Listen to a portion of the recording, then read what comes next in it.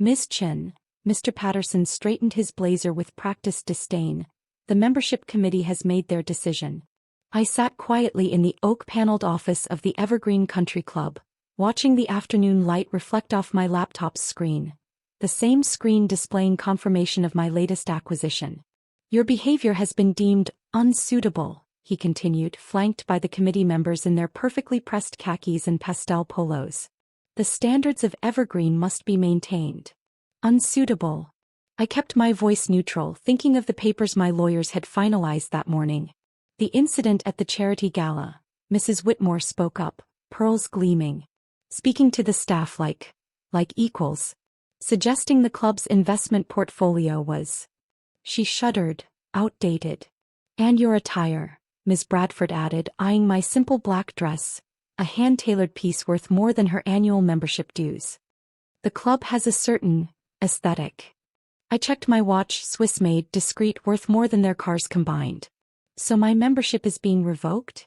Effective immediately, Mr. Patterson nodded gravely. We'll refund your annual dues, of course. That won't be necessary, I said, opening my laptop. But while we're discussing membership, I turned the screen toward them, displaying the ownership transfer documents. The color drained from Mr. Patterson's face. What is this? Proof of purchase, I replied. As of 9 this morning, Evergreen Country Club, along with its sister properties across the country, belongs to Phoenix Global Holdings. Mrs. Whitmore's perfectly manicured hand flew to her throat. Phoenix Global, the investment firm that's been buying luxury properties? My investment firm, I corrected gently, though I prefer to stay out of the spotlight. Usually. Through the window, I could see members enjoying their afternoon golf, unaware that their exclusive sanctuary had just changed hands. This must be a mistake, Mr. Patterson stammered. No mistake, I smiled, pulling up more documents. Along with the club, Phoenix Global now owns the marina where you dock your boats, the private airfield you use for your weekend getaways, and, most interestingly, the banks holding most of your mortgages. The membership committee sat in stunned silence as their world shifted beneath their designer loafers. So, I closed my laptop. About that membership revocation. The staff complaints, Ms. Bradford whispered, her golf visor suddenly less crisp. When you defended them, were filed with the owner, I nodded. Which, as it turns out, was me. Even then, the wage increases and healthcare benefits have already been approved. Mr. Patterson's hands trembled as he reviewed the ownership documents. The renovation budget you questioned will be audited, I confirmed. Along with every financial decision this committee has made in the past 5 years. My team is particularly interested in those emergency repairs to the marina, the ones that somehow cost 3 times the market rate. Through the club's bay windows, I could see my security detail arriving, not in uniform, but in suits that cost more than a year's membership. The investment portfolio, Mrs. Whitmore said faintly, when you said it was mismanaged, is now under Phoenix Global's control, I finished. Though I doubt your husband will enjoy explaining to his clients why their funds are being transferred to more competent managers. My phone buzzed with updates from my executive team. The simultaneous acquisition of 5 other exclusive clubs across the country, all part of today's carefully orchestrated takeover. Your clothes, Ms. Bradford muttered. We thought they were cheap. Handmade in Paris, I smiled, smoothing my simple dress. By artisans who work exclusively for my fashion subsidiaries. The same ones that supply those designer labels you love to flaunt. The afternoon sun cast long shadows across the membership committee's faces as they realized just how completely they'd misread the situation. The charity gala, Mr. Patterson said suddenly. When you were talking to the wait staff. My employees, I corrected. The catering company is one of my holdings. Along with the valet service, the florist, and that wine import business you're so proud of having an account with. Outside, members were starting to notice the arrival of serious-looking executives in bespoke suits, my management team, here to begin the transition. The membership list, Mrs. Whitmore clutched her pearls. Surely you can't review and revise it? I pulled up another document on my laptop. Actually, that's first on today's agenda. Along with a complete overhaul of the club's rather discriminatory acceptance policies. Mr. Patterson's club tie suddenly seemed to be choking him. But the traditions of exclusion, elitism, financial mismanagement. I raised an eyebrow. Those traditions end today. Though I'm sure the press would love to hear you defend them. As if on cue, my phone displayed alerts about Phoenix Global's latest acquisition. The first public acknowledgement of just who owned their precious sanctuary. Now, I stood straightening my designer dress. About that membership revocation. Mr. Patterson's hand shook as he reached for the revocation papers. We could reconsider. That won't be necessary, I smiled, pulling out my own documents. Because as of today the entire membership committee is being restructured. Mrs. Whitmore's perfectly coiffed hair seemed to deflate. You can't just remove you? Surely I can. And will.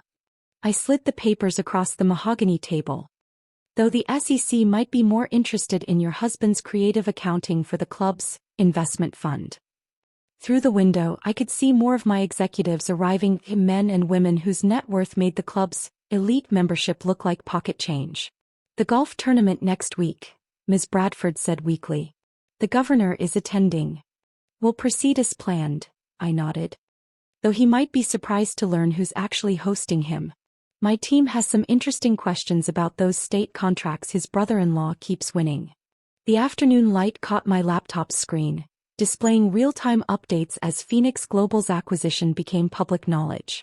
The club's carefully cultivated image of exclusive power was crumbling with each news alert.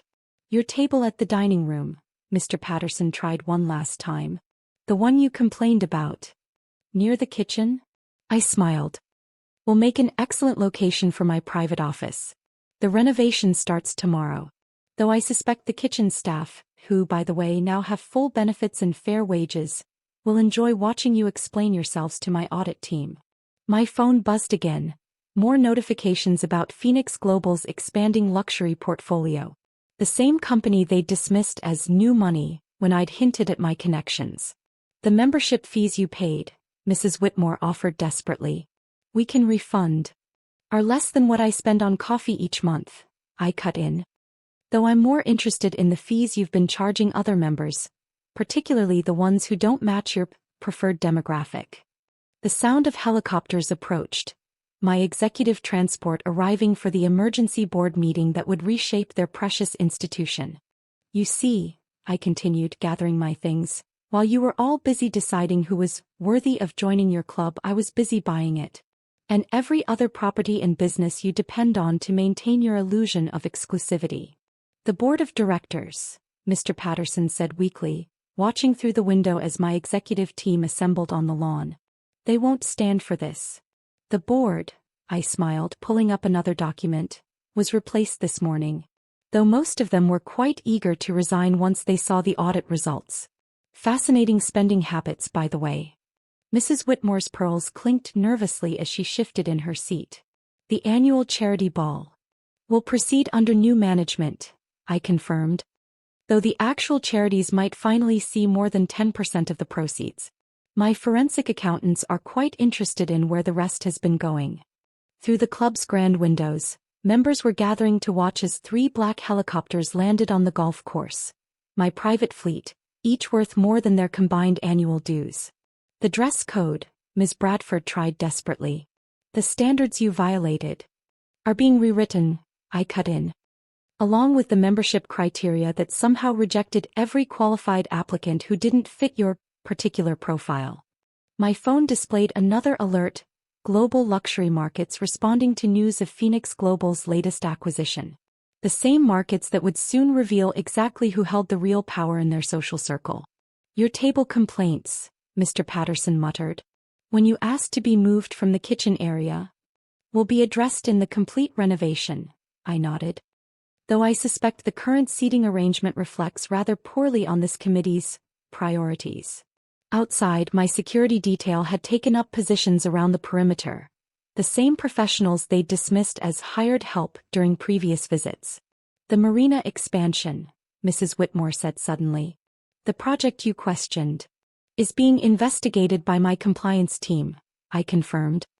Along with several other improvements, that somehow cost triple the market rate.